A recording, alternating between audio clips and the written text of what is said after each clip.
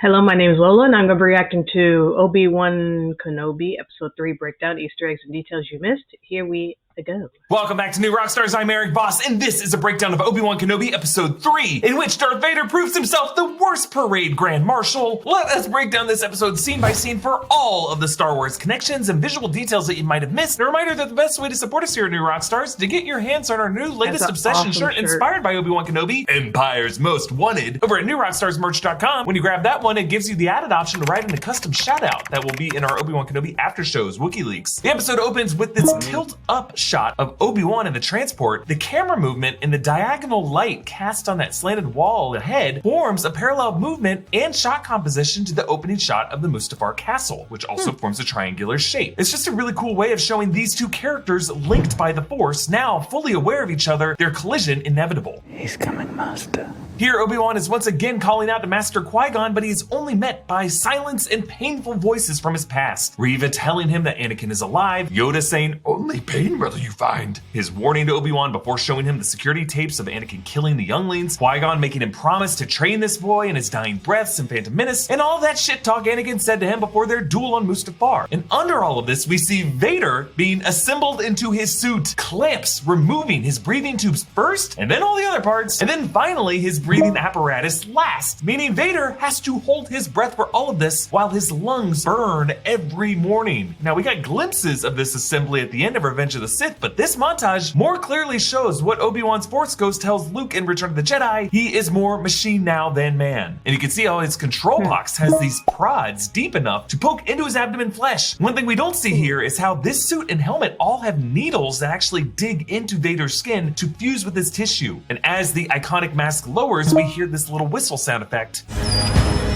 Yes, this is the same airlock seal sound effect from Vader's first mechanized breath in Revenge of the Sith. And you'll notice how the mask's forehead has now been extended just a bit lower. This is to better match the look of the mask design in the original 1977 Star Wars. In a lot of these movies, if you look closely at Vader's helmet and mask, little details about his mask and his armor change just a little bit. In this case, it's the closest to what we saw in the original film. And you'll notice his mask eyepieces are reflected these red lights. At first, I thought it was the red display of the interior of the mask, but actually it's the floor lights before him in this chamber, but the effect is the same because it foretells the red lightsaber he will use on his old master at the end of this episode. This opening shot shows the red glow of the saber in his eyes. The last shot we see of him in this episode will show the flames of his anger. So we go from order, this clean red lightsaber shape, to chaos, violent flames. Vader's rejuvenation chamber in Mustafar Castle look just as they do in Rogue One. The lava cascade in the Twin Spire Castle that Lucasfilm's Doug Chiang based on original Ralph McQuarrie art, making it look like, in his words, a tuning fork for the dark side of the Force. The 2017 Darth Vader comics by Charles Soule show how Vader constructed this castle deliberately at the nexus of dark side energy in hopes of opening a portal so he could be with Padme once more, but of course he failed in this endeavor and afterwards sealed himself away in solitude. And I love this. The wide shot of his throne room actually looks like Vader's mask in extreme close-up. The two angry red slits for the eyes, Vader's throne forming the nosepiece, and the steps forming his trapezoidal mouthpiece. Here, Vader and the third sister Reva chat. He will pay for the Grand Inquisitor's The Grand Inquisitor means nothing. Kenobi is all that matters now. Yes, James Earl Jones is credited for Vader's voice here, but actually, if you look closely later in the credits, is the voice AI company Respeecher. This is the company that recreated the voice of Mark Hamill for Luke in the Disney Plus shows, even though Mark Hamill was credited in those too, because they are using these actors' vocal likeness. But by using Respeecher here, that is why Vader's voice sounds as clean as it did in the original trilogy. And yeah, you may have noticed how before Vader cut her off, Reva was totally blaming Obi-Wan for stabbing the Grand Inquisitor on Daiyu. This shows that she doesn't want Vader and the other Inquisitors to know that she actively usurped authority, and in doing so, she makes out Kenobi to be a more lethal threat than he actually is right now. I think especially after Vader duels that lightweight old man Kenobi, he probably knows that Reva was the one who stabbed the Grand Inquisitor. By the way, no update on the status of the Grand Inquisitor. Presumably he will recover with some Fennec Shand style stomach gears to maintain continuity with Rebels. I just think it would be really weird for Star Wars to retcon him from Rebels. Either way, it's clear Darth Vader doesn't really care about the health and well-being of the Grand Inquisitor, as we saw these two had a very bitter rivalry in those 2017 comics. Leia asks Obi-Wan to use the Force to make the ship go faster, but he says, "That's not how it works." Echoing Han Solo's line to Finn in Force Awakens, "We'll use the Force. That's not how the Force works." But he elaborates, Have you ever been afraid of the dark? How does it feel when you turn on the light? I feel safe. Yes, it feels like that.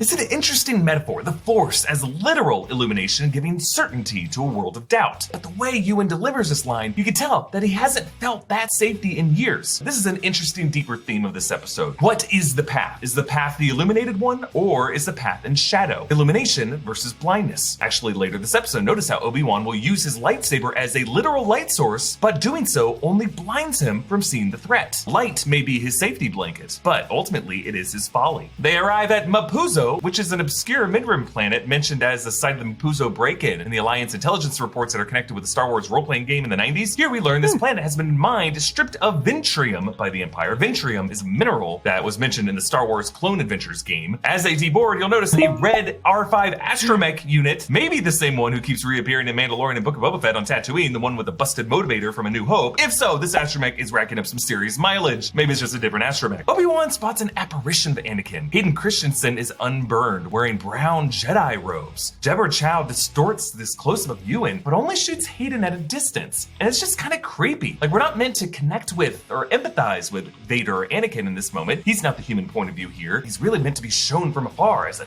devilish ghost, a mirage that's driving Obi-Wan insane. Meanwhile, the Inquisitor ship approaches the Fortress Inquisitorius on the ocean moon of Nur. We actually visit the same location in the Jedi Fallen Order game. It is the home base of the Inquisitors, where they relocated after they had a base on Coruscant called the Works. Nur is actually not that far away from Mustafar. You'll notice on the deck is an Imperial Lambda-class shuttle, and TIE fighters hang like bats from the ceiling, which definitely give this hangar a cave-like quality, making it especially sinister. As the third sister marches past, every stormtrooper and Imperial officer halts in attention to show her respect. Reva enters the Inquisitor chamber, framed directly between the points of the head chair. That chair shape meant to match their ship and Vader's castle. And this places Reva directly between the prongs of the dark side tuning fork. And then here is the creepiest detail of this episode. The room is lined with this red shelf that not only visually parallels Vader's thin red window, but if you look closely at that shelf, you can see lightsabers and domed youngling helmets on display as trophies. Sickening. Assuming Reva was one of those runaway younglings, these might belong to her friends or maybe to herself. The fifth brother uses the Force on Reva. I am the next. Yo, that's messed up. We still don't really have a sense of the numerical designations of the Inquisitors, fifth brother versus third sister. The numbers clearly do not correspond to their rank. In the ocean depths behind them, the sea life includes the Blue Vev glider. That's the large shark-sized Nur aquatic species that you swim past in Fallen Order. Obi-Wan and Leia get a ride from this transport driven by Freck, voiced by Zach Braff. His snout fans open like that of a star-nosed mole. Leia uses the alias of Luma, which in Disney's Galaxy's Edge is the name of a lost Tuca cat mentioned on the notice board in Oga's Cantina. She says, Father, aren't you going to say hello? Hello. "Oh, you were one there away from the line. Say the line, babe." Yeah. Hello there. Yeah. Obi-Wan passes Freck's Imperial Signa, and if you look closely, you can see Freck has actually hand-painted it. So Freck himself did some arts and crafts, painting this banner himself to show his allegiance, as opposed to him being handed a printed banner that he has to reluctantly put on his transport. No, this guy is a true believer. Now, one of the stormtroopers who they meet is played by an old pal of me and Tommy's from the LA comedy scene, Shane Hartline. Oh, no, we'll find him. We always do. Congrats, Shane, for booking this. You did it, buddy. Obi-Wan accidentally uses Leia's real name, and they smarter than usual stormtroopers immediately pick up on it, but Obi-Wan covers by saying Leia was her mother's name. Sometimes when I look at Luma, I see her mother's face. Yes, again, Obi-Wan invokes Padme. This series giving us several reminders of the bond that he felt toward her. Losing Padme was as hard for him as losing Anakin in a lot of ways. Obi-Wan again does that beard stroke gesture, a move that Ewan mirrored from Alec Guinness from the 1977 film, and he first did in the Revenge of the Sith final scene in order to show his aging into that era of the character. As they lead the Stormtroopers chat. Yes, the T-16s are the Skyhopper ships that Luke will later pilot, and the model version Obi-Wan tried to give Luke as a toy in Episode 1. The Stormtroopers casually chatting about it is kind of a recurring thing in Star Wars, like we heard the Death Star Stormtroopers chatting in A New Hope, talking about the VT-16 or BT-16. You seen that new BT-16? Yeah, some of the other guys were telling me about it. And in The Mandalorian Season 1, Chapter 8, the Stormtroopers outside Navarro talked about it too. What was that? Obi-Wan explains to Leia, The Jedi were taken from our families when we were very young. I still have glimpses, flashes really. My mother's shawl, my father's hands. I remember a baby. Yes, I think I had a brother. I really don't remember him. I wished I did. Then I joined the Jedi and I got a new family, just like you.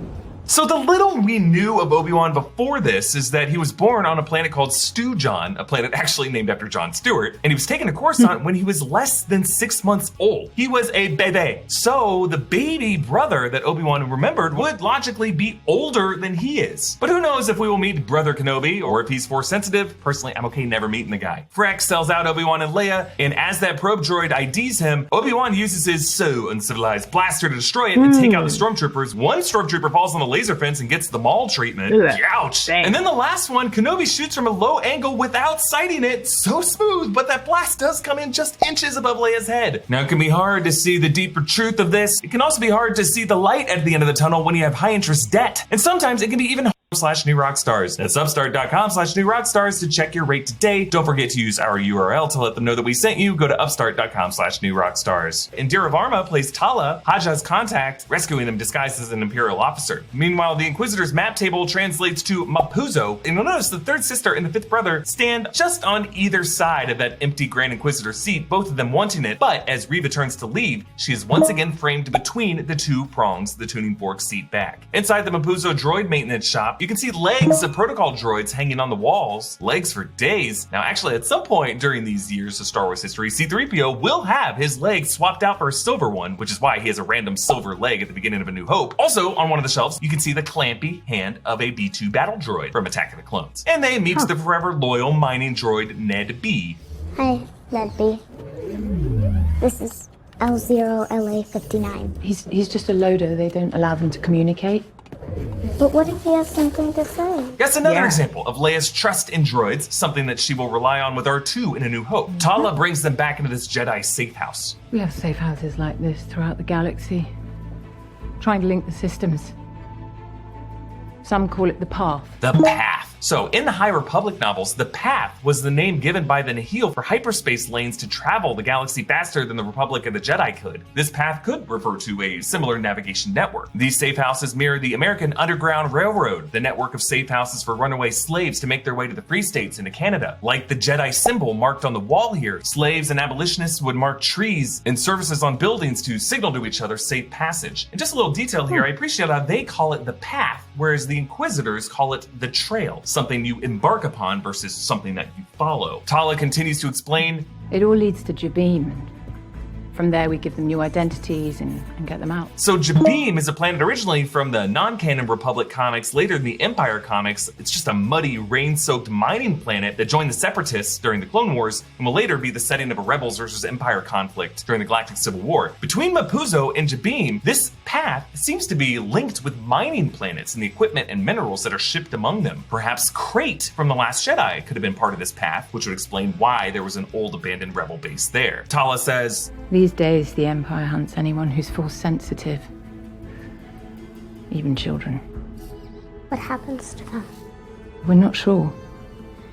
No one ever sees them again. Yes, sounds like the Emperor's Project Harvester, or some version of it, might be back in effect. Remember, that was his Clone Wars plot to have Cad Bane kidnap Force-sensitive babies for a future Sith army. These Force-sensitive youths tracked via a holocron. In the 2017 comics, Jocasta Nu returns to the Jedi Temple to uncover a holocron to try to rebuild the Jedi Order. This is a holocron that Palpatine tells Vader to recover with Jocasta still alive, but Vader kills Jocasta and crushes that holocron, revealing that he actually does not want more Inquisitors to have to work with, just to give you a sense of what Vader thinks of these guys. You'll notice this safe house has been marked by various other Jedi, which in my opinion is not very smart to leave any trace if you don't want the Empire to track you, but you know, I get it. I was able to make out a few of these. There's Roganda Ismarin, who was an Alderaanian Jedi initiate who survived the Purge, who's a Legends figure from the 1995 Children of the Jedi novel. Valen Halcyon, aka Hal Horn, secret son of the Jedi Neha Halcyon from the 1996 X-Wing Rogue Squadron comics, also a Legends figure, a Purge survivor who became a Corellian security force officer and an inspector, later became father to Corran Horn. And Jin Altis, a Jedi Master from the Legends 2009 Clone Wars No Prisoners novels, head of the Altizian Jedi who do not follow the Jedi High Council but still serve the Republic. And Obi-Wan finds among these a message from Quinlan referring to Quinlan Voss. Now, Master Boss, no relation, he forgot an S. This was a character who was first inspired by a background hooded figure on Tatooine in Phantom Menace, later given a fuller backstory in the Republic comics, and planned to appear in Revenge of the Sith on Kashyyyk, but but his role was reduced to just a quick mention. Master Voss has moved his troops to Boss Pity. Quinlan appeared in an episode of Clone Wars and was planned to have a much bigger arc in Clone Wars before the show was canceled, but that storyline became the basis of the 2015 novel Dark Disciple, where he was the love interest of Dooku's one-time apprentice, Asajj Ventress. Now, Quinlan was always suggested to have survived Order 66. His name appeared alongside Jedi survivors that the Inquisitors were hunting during those 2017 Darth Vader comics, and then later in those comics, he was mentioned by Farron Barr. Now it is confirmed that Quinlan is alive still, smuggling younglings to safety. Actually, he may be the one to have saved Grogu from the Jedi Temple. And now I'm wondering if this could be the character played by O'Shea Jackson Jr. Maybe we'll find out next week. Obi-Wan reads his message. Only when the eyes are closed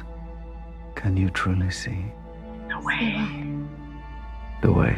A cryptic line. But yes, it is a recurring theme for Jedi to mask their physical vision to make them more in touch with the Force, like Luke lowering his targeting display, Kanan losing his eyesight, but also invokes the theme of blindness versus illumination in this episode. Obi-Wan sees the Force as a light that saves him from his fear of darkness, but Quinlan is now telling him that he must embrace uncertainty to see the way, perhaps a way to a reunion with Qui-Gon. Now, like the mention of the path this episode, closed captioning capitalizes way, capital W, which could be a clue for what this actually is. Now, Quinlan is known for psychometry, the Jedi skill of understanding someone's past through an object that they touched or possessed, like what we saw with Rey and Luke's lightsaber in Force Awakens. So Quinlan could be hinting at his own abilities here, but the capital W way could also refer to this is the way of the Watch, the Mandalorian cult of the armor in the young Din Djarin. In WikiLeaks, I go to a pretty reachy theory about how I think those two could be connected. But Obi-Wan gets the dizzies again as Vader arrives in this camp. There he is.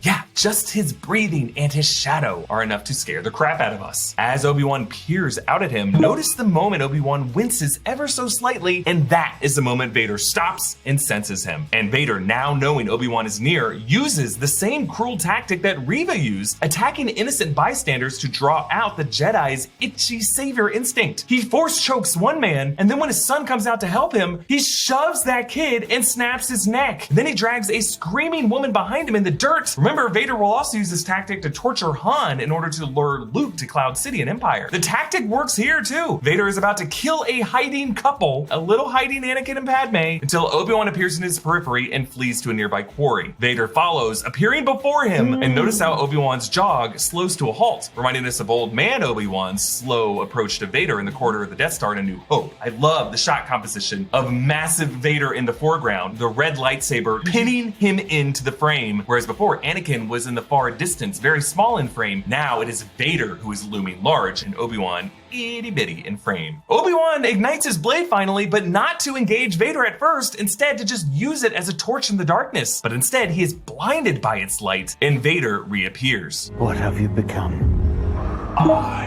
am what you made me. Now, while that Reese feature technology reproduced James Earl Jones' voice, they likely still had Hayden deliver these lines on set. And for this line, it definitely sounds like they mixed in a bit of Hayden's voice, just like how they mixed Matt Lanter, Anakin's voice, with James Earl Jones' voice in the scene in Rebels when Ahsoka broke open his mask. Then you will die.